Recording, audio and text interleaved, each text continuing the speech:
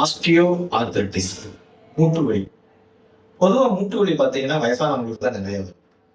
மூட்டோட வேலை என்ன? மூட்டோட வேலைங்கிறது வளைஞ்சு கொடுக்குறது, அசையுது. அப்புறம் ஆதரவா இருக்கு. இந்த உடம்புக்கு ஒரு சப்போர்ட். அதுக்கப்புறம் முன்னேற்றம். அதாவது நடந்து போறது, வாழ்க்கையுடைய முன்னேற்றம். இது எல்லாம் தான் மூட்டோடைய வேலை. அப்புறம் ரொம்ப காலமா சுமைய தாங்குது. நம்முடைய உடம்பு சுமைய மூட்டு தான் தாங்குது. இப்போ இத அப்படியே மனசுக்கு கன்வெர்ட் பண்ணி பாருங்களேன்.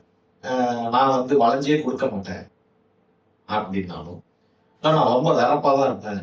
நான் எதுக்கும் அசைஞ்சு கொடுக்க மாட்டேன் அப்படின்னாலும், எனக்கு யாரும் ஆதரவாவே இல்ல சார். எனக்கு என் பசங்கலாம் யாரும் ஆதரவாவே இல்ல. அப்படின்னு சொல்றப்போ, ஆதரவு இல்ல அப்படின்னு ஃபீல் பண்றோம். சார் என் வாழ்க்கையில என்னால முன்னேறவே முடியல சார். எனக்கு ரொம்ப ஸ்ட்ரகிள் இருக்கு.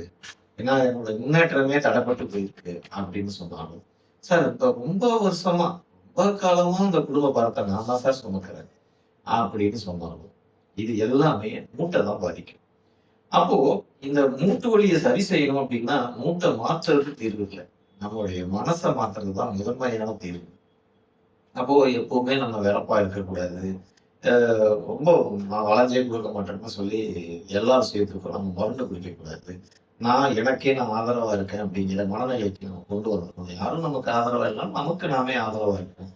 நம்ம ரொம்ப நாளா சுமைய தூக்கிட்டு இருக்கோம் அப்படின்னு நினைச்சுக்கலாம் வருத்தப்படாம, நீங்க இயல்பா வாழ்க்கையின் போக்க வாழ்ந்தீங்கன்னாவே, மூட்டு வலியிலிருந்து முழுமையா விடுபடலாம். மூட்டை மாத்தாம.